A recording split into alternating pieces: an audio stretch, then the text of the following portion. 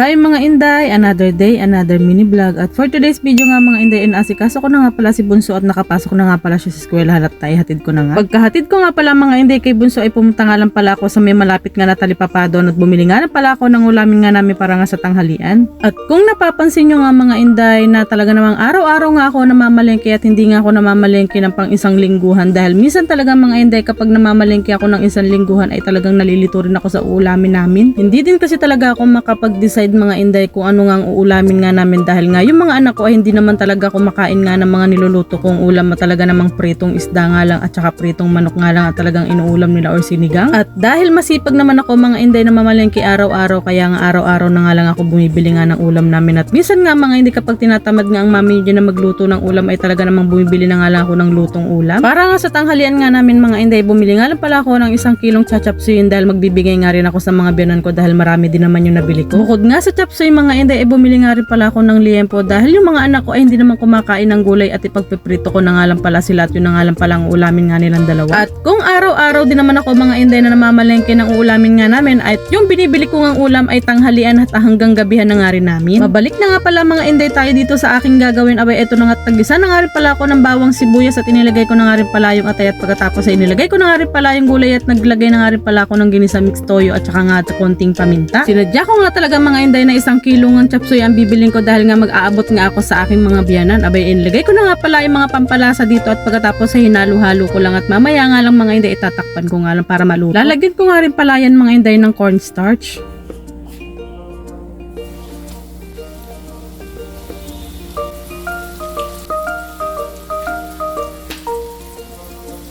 Pinirito ko na nga rin pala mga Inday yung liempo at pagkatapos ay maya-maya lang ay naluto na nga rin pala itong chapsuy at pagkatapos ay eto nga't naluto na nga rin pala yung liempo at nakapag-abot na nga rin pala ako sa mga biyanan ko nga niyan. Kumain na nga rin pala kami niyan at pagkatapos ay kinahaponan na nga pala ng mga araw na ito. Abay eto na nga't naligo na nga pala kami ni Bunso at eto nga't nakaisip na nga na naman kaming lumaboy at talaga namang kumain nga sa may labas. Pagkarating nga pala namin mga Inday dito nga sa aming pupuntahan abay eto na nga't pumunta nga pala muna kami sa may Julie's dahil nga bibili nga kami ng tinapay at tingnan nyo nga naman na talagang napakasarap nga ng mga tinapay nga dito. Itong donut na nga lang pala mga Inday ang napili nga ni Bunso at pagkatapos ko nga makabili nga niyan mga Inday pumunta nga rin pala kami dito sa may shake at bibili nga pala kami ng shake. Marami nga palang klase ng shake nga sila dito mga Inday. Meron nga pala silang dragon fruit, meron apple, meron avocado, grapes at yung grapes na nga lang pala mga Inday ang napili namin at tingnan nyo nga naman kung gaano nga kalit nga itong aming nabili. Medyo nagulat lang ako mga Inday dahil tingnan nyo nga naman sa halagang 35 pesos ay eto nga lang talaga at ganito nga lang kaliit yung shake.